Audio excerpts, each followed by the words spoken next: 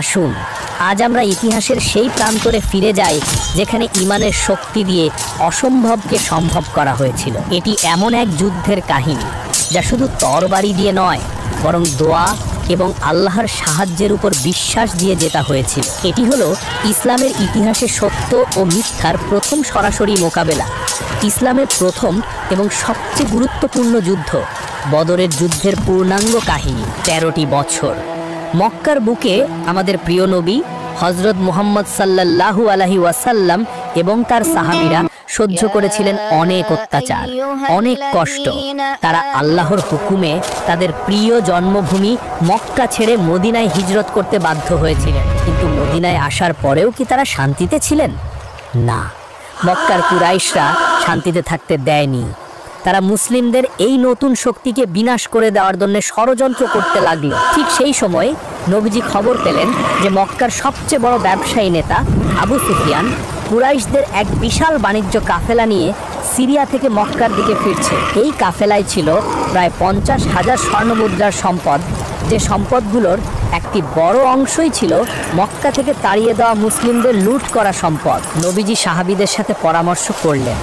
তিনি সিদ্ধান্ত নিলেন এই বাণিজ্য কাফেলাকে আটকানো হবে। এর উদ্দেশ্য যুদ্ধ করা ছিল না, বরং কাফিরদের অর্থনৈতিকভাবে দুর্বল করে দেওয়া এবং মুসলিমদের হারানো সম্পদ কিছুটা হলেও ফিরিয়ে আনা। এই উদ্দেশ্যেই রমজান মাসের 8 তারিখে মাত্র 313 জন সাহাবীকে নিয়ে নবীজি মদিনা থেকে বেরিয়ে পড়লেন। কিন্তু আবু সুফিয়ান ছিল অত্যন্ত চালাক।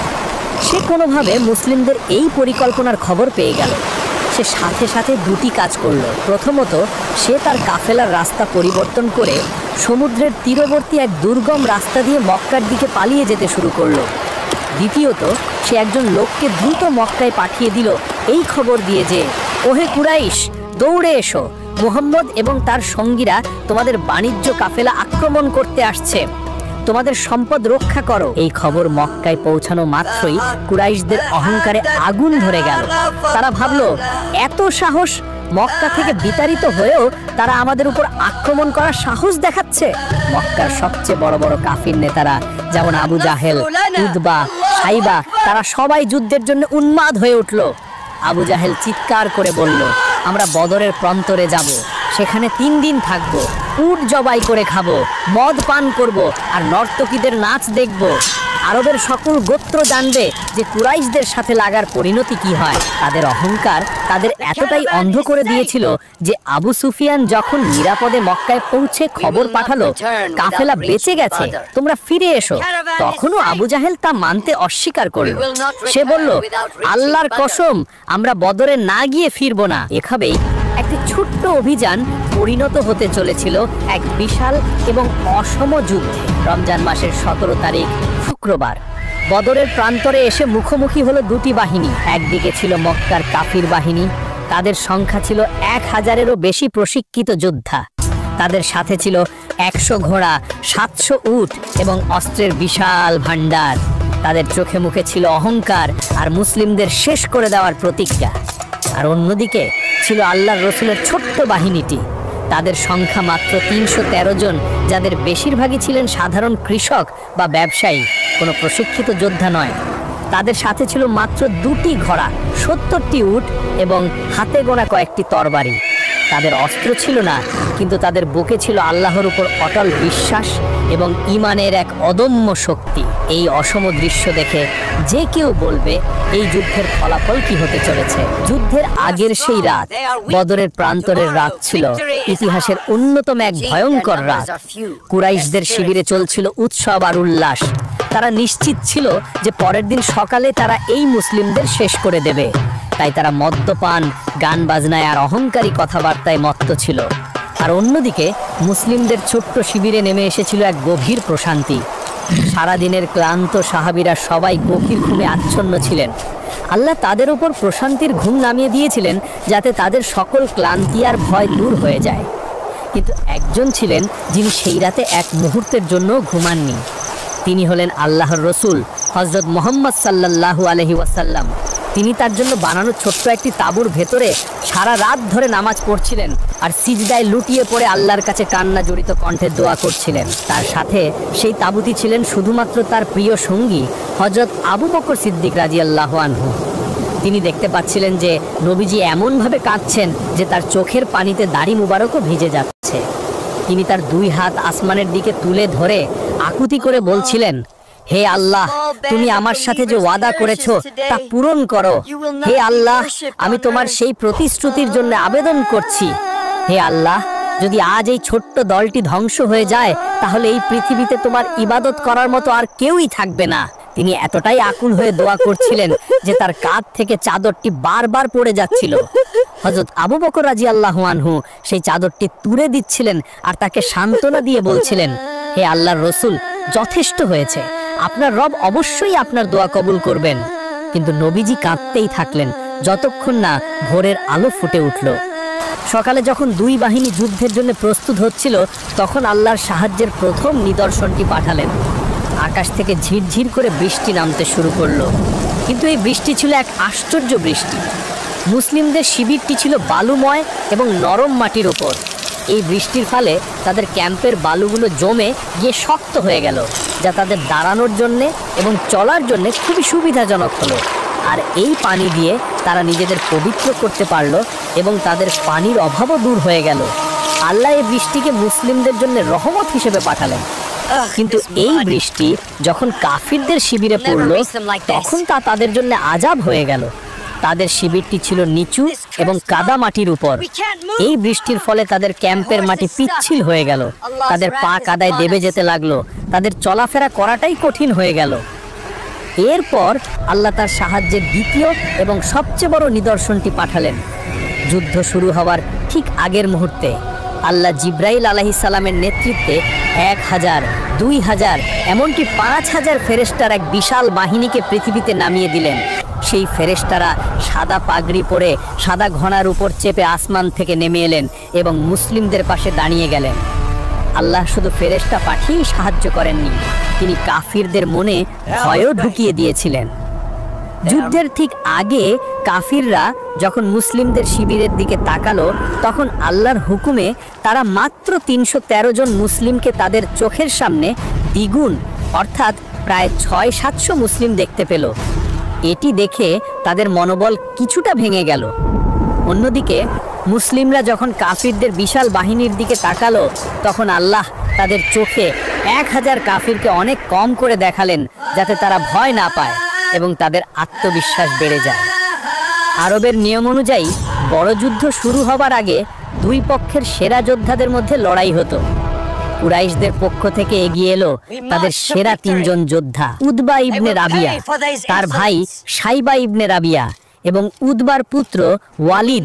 তারা চিৎকার করে মুসলিমদের পক্ষ থেকে তাদের সমকক্ষ যোদ্ধাদের আহ্বান করলো।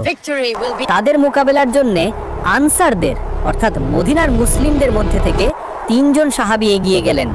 কিন্তু কাফির নেতারা অহংকার করে বলল, আমরা তোমাদের চিনি না, আমাদের মোকাবিলার জন্য আমাদেরই বংশের অর্থাৎ কুরাইশদের পাঠাও। তখন নবীজির নির্দেশে এগিয়ে গেলেন ইসলামের 3 সিংহ পুরুষ, আল্লাহর সিংহ হযরত হামজা রাদিয়াল্লাহু আনহু, নবীজির জামাতা হযরত আলী রাদিয়াল্লাহু আনহু এবং নবীজির চাচাতো ভাই হযরত উবাই বনুল হারিস। শুরু হলো এক ভয়ঙ্কর লড়াই। হযরত হামজা রাদিয়াল্লাহু আনহু এক আঘাতেই উতবাকে শেষ করে দিলেন।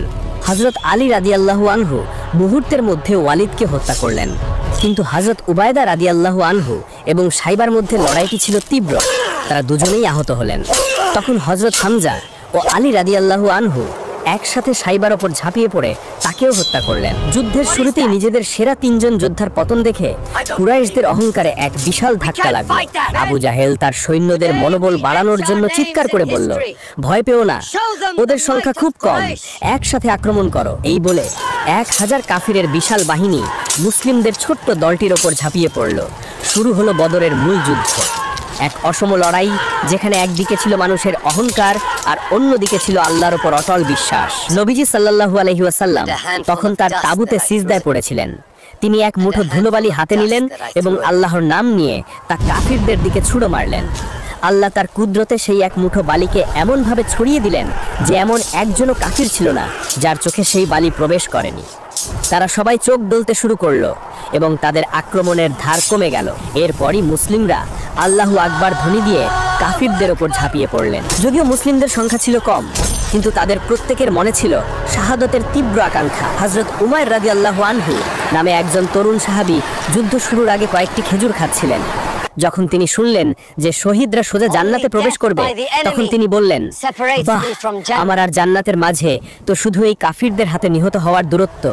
এই কয়েকটি খেজুর খেতে যে সময় লাগবে তাও আমার সহ্য হচ্ছে না। এই বলে তিনি খেজুরগুলো ছুঁড়ে ফেলে দিয়ে যুদ্ধে ঝাঁপিয়ে পড়লেন এবং শহীদ হয়ে গেলেন। সাহাবীরা যখন লড়াই করছিলেন তখন তারা একা ছিলেন না, তাদের সাথে কাঁধে কাঁধ মিলিয়ে লড়াই করছিলেন আল্লাহর পাঠানো হাজার হাজার ফেরেশতা। অনেক সাহাবী পরে বর্ণনা করেছেন, আমরা যখন কোনো কাফিরকে মারার জন্য তরবারি তুলতাম, তখন আমাদের তরবারি তার শরীর পর্যন্ত পৌঁছানোর আগেই দেখতাম তার মাথা শরীর থেকে আলাদা হয়ে পড়ে গেছে। ফেরেশতারা সেদিন মানুষের রূপ ধারণ করে যুদ্ধ করেছিলেন। তাদের চেনার উপায় ছিল তাদের মাথার সাদা পাগড়ি। যুদ্ধের ময়দানের এক পাশে ইসলামের সবচেয়ে বড় শত্রু আবু জাহেল তার বিশাল দেহ নিয়ে অহংকারের সাথে দাঁড়িয়েছিল। সে মুসলিমদের গালিগালাজ করছিল এবং তার সৈন্যদের উৎসাহ দিচ্ছিল। হযরত আব্দুর রহমান ইবনে আউফ রাদিয়াল্লাহু আনহু বলেন, আমি যখন যুদ্ধের ময়দানে দাঁড়িয়েছিলাম তখন আমার দুই পাশে দুজন কিশোর বয়সী আনসারি বালক এসে দাঁড়ালো। তাদের একজন তার কাছে এসে ফিসফিস করে বলল, চাচা, আবু জাহেল কোনটা?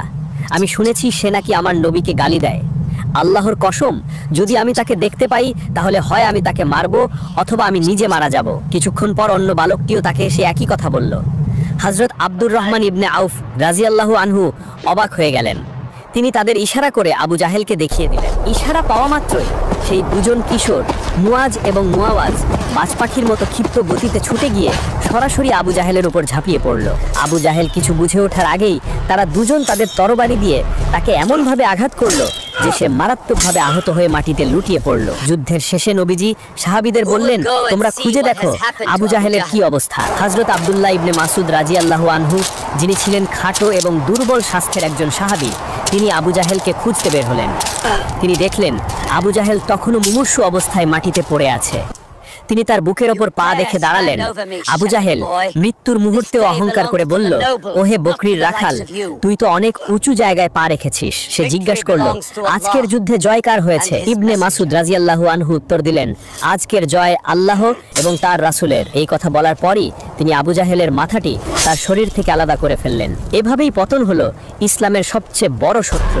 বদরের যুদ্ধ বেশিক্ষণ স্থায়ী হয়নি। আল্লাহর সাহায্য এবং মুসলিমদের অদম্য সাহসের সামনে কুরাইশদের বিশাল বাহিনী খড়কুটোর মতো উড়ে গেল। তাদের 70 জন বড় বড় নেতা নিহত হলো এবং আরো 70 জন বন্দী হলো। আর মুসলিমদের পক্ষ থেকে মাত্র 14 জন সাহাবী শাহাদতের গ্লোরিয়াস মর্যাদা লাভ করলেন। কুরাইশরা তাদের অহংকার, তাদের অস্ত্রশস্ত্র সবকিছু ফেলে দিয়ে লজ্জাজনকভাবে মক্কার দিকে পালিয়ে গেল। বদরের যুদ্ধ শুধু একটি যুদ্ধ ছিল না, এটি ছিল একটি জীবন্ত মুজেজা। এটি ছিল একটি ঐতিহাসিক ঘোষণা। এই যুদ্ধ আমাদের এটাই শিক্ষা দেয় যে সংখ্যা বা অস্ত্রের শক্তি কখনো চূড়ান্ত নয়। চূড়ান্ত হলো ঈমানের শক্তি। যখন বান্দা অসহায় হয়ে দুনিয়ার সকল উপায় থেকে নিরাশ হয়ে একমাত্র আল্লাহর উপর ভরসা করে, তখন আল্লাহর সাহায্য এমনভাবে আসে যা মানুষ কখনো কল্পনাও করতে পারে না। বদরের প্রান্তরে সেদিন 313 জন জয়ী হয়নি। জয়ী হয়েছিল আল্লাহর উপর রাখা অটল বিশ্বাস, জয়ী হয়েছিল সত্য। যদি বদরের যুদ্ধের এই ঈমানদীপ্ত কাহিনী আপনার হৃদয়কে স্পর্শ করে থাকে,